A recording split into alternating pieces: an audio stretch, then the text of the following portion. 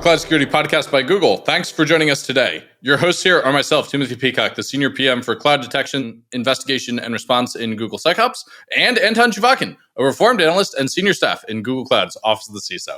One of these days, listeners, I will standardize what my new job is in the intro. You can find and subscribe to this podcast wherever you get your podcasts, as well as at our website, cloud.google.com/podcasts. If you enjoy our content and want it delivered to you piping hot every Monday, please do hit that subscribe button. You can follow the show, argue with us, and the rest of the Cloud Security Podcast listeners on our community page. You can find the link to that in our show notes, and I encourage you to check that out along with our LinkedIn page so you can catch episodes just like this one that appeared first as a live stream. Anton, what do we talk about on our live stream? So this was a cloud security episode, and I think it's not a surprise because, hey, we have this creatively named Cloud Security Podcast, but it was actually about the very essence, the very juicy part of cloud security, which is, of course, IAM. Yes. And while I already annoyed one guest by pointing out that I thought IAM is about password changes, but this was another very fun, deep identity episode with somebody who is really doing it in the field and who really knows I don't know about everything, but knows a lot of stuff, how to do it securely, how to deal with customer problems. Was super impressive from both depth and practicality point of view. Yes. And she gave some really solid advice that you can implement. Yes, the advice was very doable. And there is a single line in this episode, listeners, that I think distills maybe everything we've learned on this show into a single sentence. And so with that, let's turn things over to today's guest. Today, I'm delighted to introduce Kat Traxler, security researcher, Trust on Cloud. And I think not unfair to call you a well-known quantity on security Twitter. Is that fair? Oh, I don't know about that. I mean, I might disappoint my security followers because I tweet about plants and birds equally. So, fair warning, if you expect pure security content, you might get some pictures of my birds. I love that. With my last name, you're almost required to like birds, and I like birds. So getting back to cloud and out of things that fly through clouds, one of our favorite things we hear people say in cloud is, you're really only one IAM mistake away from a breach. Do you like that? Do you hate that? I'm going to cast you into one of the two buckets. Like or hate one IAM mistake from a breach. Oh, I mean, it's so black and white. I mean, it's a slogan, right? Like it's some good propaganda. And everybody needs some good propaganda. But the second you start scratching away at that propaganda, you have some problems, right? If you're one IAM mistake away from a breach, that implies you need perfection. You need to be perfect. You're not going to be perfect. Just FYI, you're not going to be perfect. So I wish somebody had told me that when I was about 8 years old. I'm having a mind-blown moment. We should have thought about this to ruin somebody's lunch who said, hey, you're one IAM mistake away from a breach. And we should have channeled Kat and said, dude, that's false. Reason. That's really cool. I'm sorry for interrupting. I'm just impressed. So say more about what you mean there, Kat. That's interesting. Yeah, I mean, the slogan rallies people around this really good thing to do good at, your identity and access management architecture, your system, your platform. But if you're one IAM mistake away from a breach, what about your network controls? Like they have a say in your breach. What about your detective controls? There are more controls than just your identity layer. And if all you're relying on is your identity layer, then I guess maybe that's true. But you really need to take this. This is my favorite line that I've ever been taught, belts and suspenders. I don't know if you've ever belts and suspenders. Yeah. So like if all you're saying is we need to be perfect at IAM, otherwise we're going to be in the newspaper and we're all going to lose our job. That's a losing proposition. That's a low morale kind of a statement because your belts is IAM, your suspenders are your network controls, your other belts are your detective controls. There's more at play than just IAM. I really like that answer because it leans into the security as a team sport mentality and away from the defenders only have to get unlucky once sort of thinking. I like that. So how do you help people put together their belt and suspenders? How do you help them coordinate their outfit in cloud? How do you help people with that? Or in general, what should people think about doing? Yeah. All right. So identity. Sure, identity is everything. But what are you thinking about? Are you thinking about, would you be able to tell if you were breached? would you know? Are you testing to know if your detective controls are correct? So, I mean, when I think about how to help somebody, I think about what's your like holistic plan for protecting your assets? Have you identified your assets? Do you even know what they are? Do you know what the important ones are? Once you know what the important ones are, then you can protect them. Okay, IAM network. Once you've been able to identify them and protect them, okay, can you detect something that's gone bad? Again, it's holistic. It's a team sport. One of those can fall down and the other ones can prop you up and prevent you from being in the newspaper. I like that. So it's basically going back to, well, I think asset management and asset discovery obviously comes up because ultimately IAM won't save you if you're not covering the assets you don't know and all that stuff, like the usual step zero, right? And it's such a fallacy too, because I've worked in security engineering. I've worked in that on that protective control side. And you can get in this mindset of like, we just have to be perfect. We just have to get all the roles scoped down to have the most least privilege possible. And this can be this, like we're chasing this ultimate least privileged shining moment on a hill, you know, and we just get into this mindset of like, we're going to least privilege till we can't least privilege anymore. And it's like, I'm glad that's somebody's job and I'm sad that somebody's obsessed with that. But also, if that fails, when that fails, there's more to the story.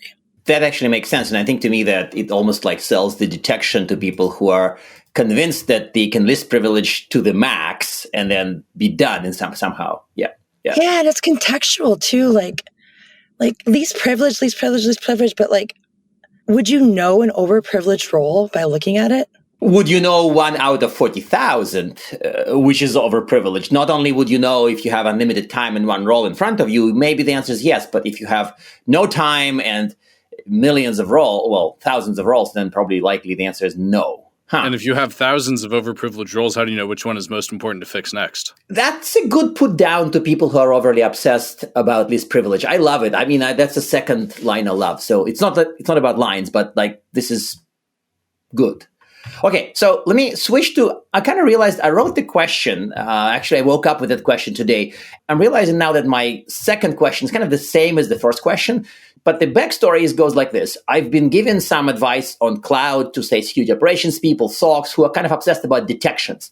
And I would tell them that if you are entering cloud from the pre-cloud days, you have to get IAM right. And you have to kind of know IAM, you have to do it well. But I never really in my head got a clear picture about like, well, what do you mean right? Like, is it perfect or is it like right enough? Like, so if somebody says in the cloud, you should pay more attention to IAM or you must do IAM right, what's the first thing that comes to mind? Like, I know it's not least privilege. I get that part, but what is it? I find it so funny that I'm like playing this devil's advocate role, like seemingly against IAM. But I feel that when people say they need to get it right, and I'm using like my fingers to do air quotes for people who aren't watching, I'm doing the right, like define to me what right is, because it's contextual.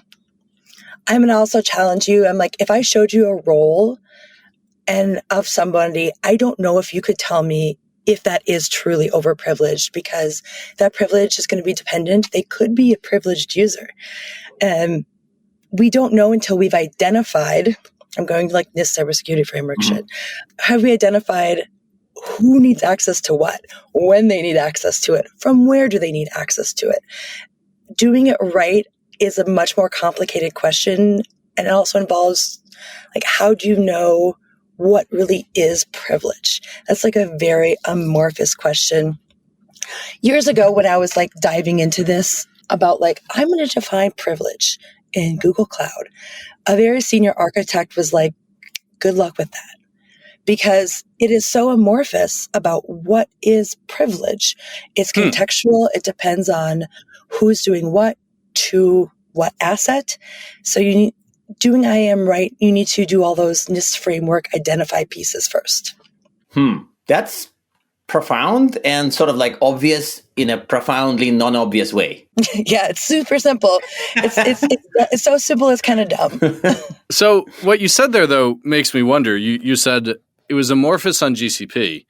Does that mean it's less amorphous on other clouds? We've got the next question is literally, how have you seen the CSPs take different approaches to IAM? But that's actually what I want to know about now. So that question, please. Yeah, I mean, I think the question about privilege is very amorphous, like across the board because of like the contextual piece. But between the different CSPs, they take this very different approach to architecture, which is, I think, what you're getting at is like how is resource management? How does a bill become a law? How does Bob get access to a bucket? How does that happen between AWS and GCP? Incredibly different. I mean, it couldn't be more different. So give our listeners who maybe aren't familiar with the two things, just the quick version of how a bill becomes law on each one. Yeah. And maybe without, a jaunty dance about Capitol Hill. Okay. I'll try not to do this in song and dance, right? In AWS, you can there's a extremely complex evaluation scenario where you can consider resource-based permissions, identity-based permissions, both. So that's like I'm assigning Bob permissions or I'm assigning permissions on the bucket, like who can access the bucket. Those are two like super different constructs that are at war against each other, are fighting each other in AWS constantly. There's more to the story around why the evaluation is so complex, because you can get into conditions, you can get into session-based policies, you can get into lots of things. But at GCP, you only have resource-based policies to contend with. You don't have this war between resource-based and identity-based policies. Which is better? Well, I mean, I have my opinions. No. It's a genuine question, by the way. We're not trying to let's steer Kat to saying Google is amazing. No. I'd be legit curious. I'm not trying to shill GCP. I'm really curious. Legit. I mean, complexity is the enemy of security. Google Cloud had it right from the beginning. They have it right because of the simplicity. They have it right because of some opinions in their architecture that piss people off sometimes.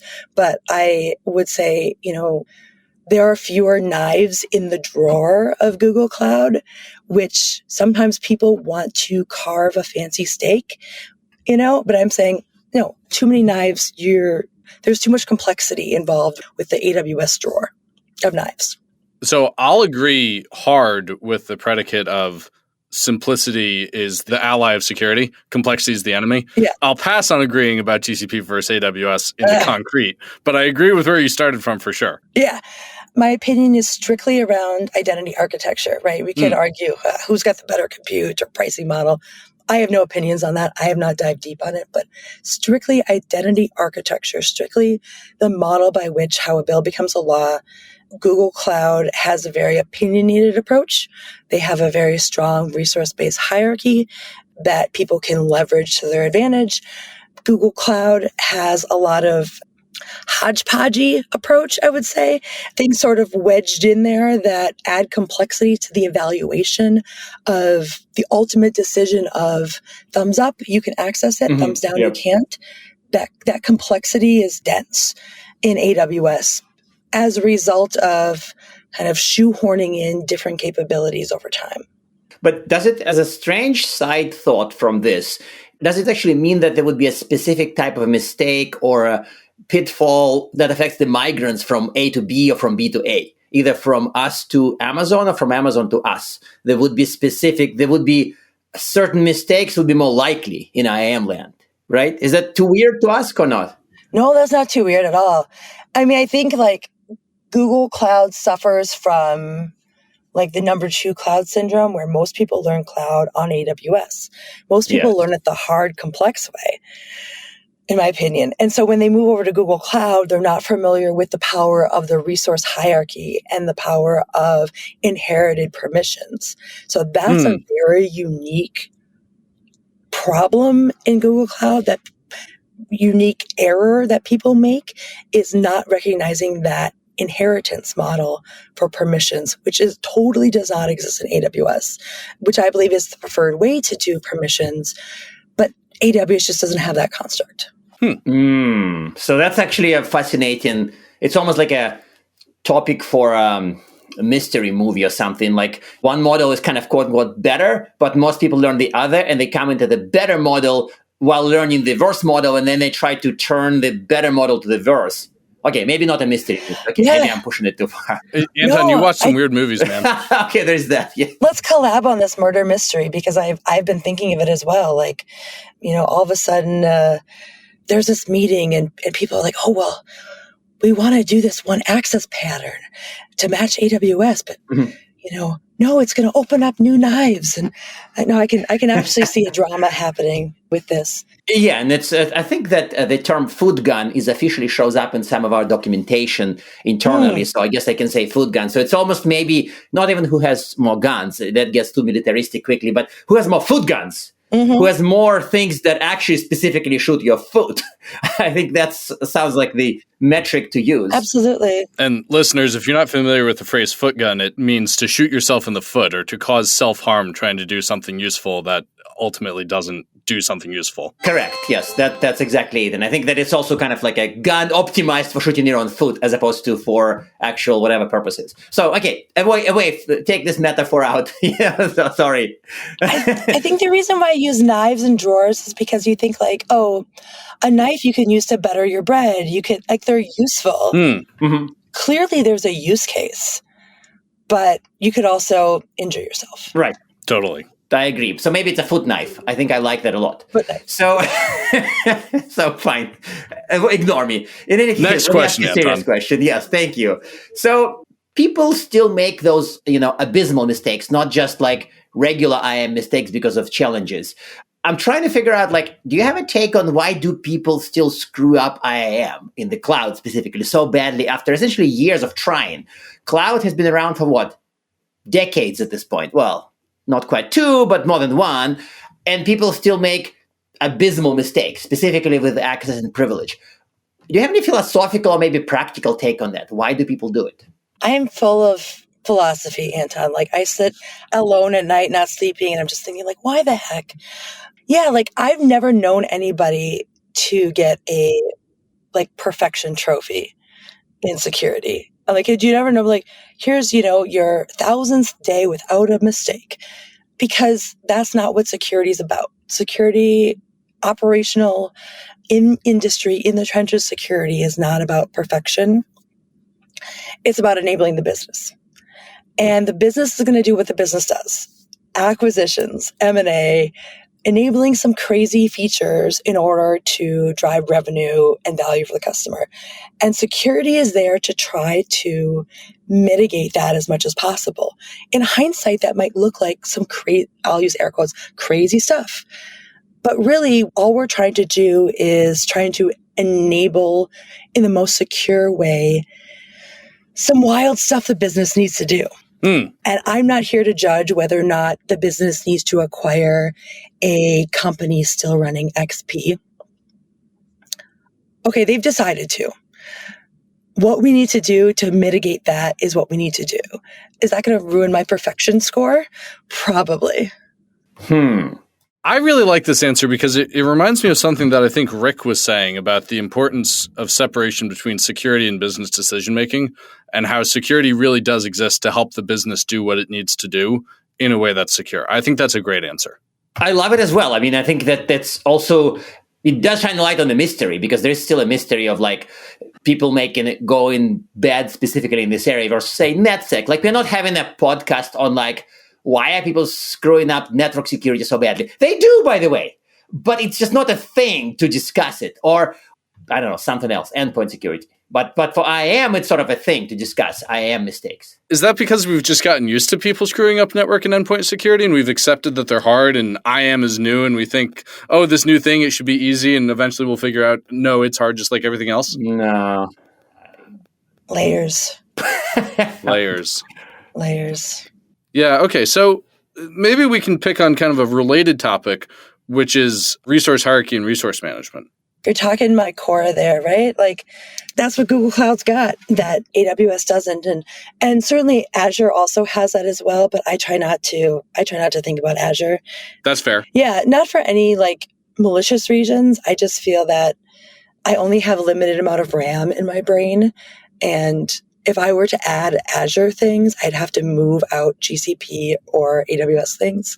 And so I just try not to add any Azure facts. But I am aware that they also have resource management and hierarchy. And they have these two really important properties of a resource hierarchy, which is the ownership of resources, right? Like your project is owned by your folder. Your folder is owned by your organization. All these resources have parents, one direct parent, and then multiple children.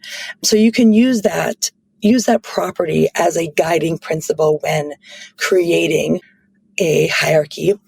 And then the second property is policy inheritance. Either your deny policies around your organizational constraints, right? What do you want to prevent or specifically have an allow list around? What do you want to constrain?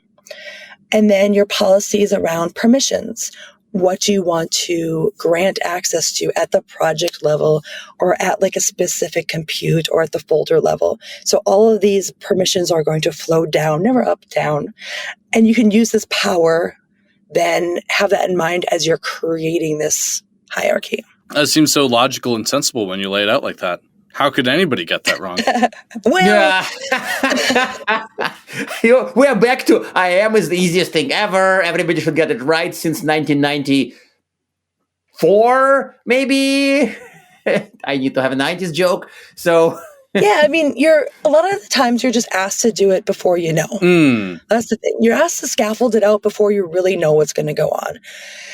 The good thing is that these things are flexible. They're not set in stone. You need to revisit them constantly as you add new lines of business, as you find scale, as there's some organic growth in a corner, and you're like, this is not looking right. So yeah, you're not going to get it right the first time. You're going to have something kind of basic scaffolded out, and it's going to be this constant revisiting of like, do we have the right structure to support what we need to do? That makes sense. So let me ask you, let me go to an area which is kind of scary and possibly fun. And, it's the area of sins. So sometimes when we observe what users do, we kind of realize that what they do is kind of constrained / defined / predetermined, or maybe even predestined by what the creators of the systems, have created. So are the identity sins of cloud IAM users are truly the sins of whoever built the system, whether it's, us at GCP or our, partners, so to say, at AWS or others? Like, how does it continue to manifest today? Like, this is interesting, hopefully not just to you, but to everybody. I also find it really interesting. Yeah. Like not only the historical nature, but like, how is their identity architecture then informed with how we use the system? In AWS, they have the highest level container that they have is the account. That was a design decision, who knows at what point, but this is what you got to work with. Mm-hmm. So everything is based around just assigning identity-based permissions to users or roles at the account. It goes back to what I imagine, their Amazon as a little bookseller was. I imagine that they were a little bookseller and they had this account and they had users who had permissions to access things in that account. And now, how many years later, we still just have the account as the highest level resource container. We do have this thing called organizations, but that's really just like a specially designated account. So it doesn't have the power of a hierarchy. So anybody who tells you they have a hierarchy just, lies. Lies. No lies. Are they confused? Maybe they think they have a hierarchy and they're not lying. They're just wrong. Correct. Yeah. They don't know a real hierarchy in Google Cloud where you have these multiple tiers where you don't assign permissions to Bob, you assign permissions at the levels, at the resource level, which as people migrate from AWS to Google Cloud can get people confused. Yeah. You know what's funny about this? This feels like the one case where I've seen the opposite of Conway's Law. Google is a very non-hierarchical organization. And I've never worked at AWS, but I have the impression that they're a little bit more hierarchical than we are. So it's kind of funny that you would have these orgs not do the Conway's Law thing of reflecting their structure in their products. It is interesting, isn't it? It's just like a very flat identity architecture for AWS, but in Google Cloud, you can take advantage of the properties of that hierarchy. Which in theory should reduce the number of scripts you make if you can do, the structure correctly, right? Yeah. Okay, so I hate to do this because Anton and I both love IAM as a topic, and you clearly do, and I think we could do this all day. I have to ask our traditional closing questions. 1, do you have a tip to help people improve their IAM outcomes? And 2, do you have recommended reading? And before we close, I want to stick my nose in there for a second. We are skipping one question because of time, but this is kind of my favorite question. So in that answer to that question, you have a really good tip. So can you perhaps reuse this tip for the closing question? I was going to. I'm sorry. I'm being like... Anton, this is beyond leading the witness. I know. I'm sorry. It's kind of our fault that we cut this I got you, Anton. I wasn't going to let our audience go away without knowing. If you only have to do one thing in Google Cloud, okay, this is literally everything around IAM, just assign that role at the lowest resource level possible. You could spend all day long fretting around between 2 roles. Oh, between this managed role and this managed role, which is more or least privileged? Take time back. Take that time back in your life and just assign it, scope it down, assign it to the lowest resource level possible, and call it a day. That's the best thing you can do for yourself. I love that. Maybe that'll be the title of the episode, Assign Roles at the Lowest Level Possible. Yeah. Perfect. Yeah. Add it to the That's metadata. Great. Yeah. And then recommended reading. So I love recommending a book that was recommended to me by a cool guy named Malcolm Darkstar, Complexity, A Guided Tour. It's a philosophical book diving into complexity throughout nature. And when you read that kind of with an eye and ear towards complexity in systems and IT systems, you're like, oh, wow, there's some similarities between how ant colonies organize themselves and how a complex cloud environment has organized themselves. Complexity, A Guided Tour. I love it. That's great. Kat, thank you so much for joining us today. I suspect we'll have you back on the show to talk about this at greater length because this is delightful. Thank you. Just too amazing. That's too amazing to not repeat. You folks are awesome. Thank you for having me. Aw. And now we are at time. Thank you very much for listening and, of course, for subscribing. You can find this podcast at Google Podcasts, Apple Podcasts, Spotify, or wherever else you get your podcasts. Also, you can find us at our website, cloud.withgoogle.com/cloudsecurity/podcast. Please subscribe so that you don't miss episodes. You can follow us on Twitter, twitter.com/cloudsecpodcast. Your hosts are also on Twitter at Anton_Chuvakin and _Team Pico. Tweet at us, email us, argue with us, and if you like or hate what we hear, we can invite you to the next episode. See you on the next Cloud Security Podcast episode.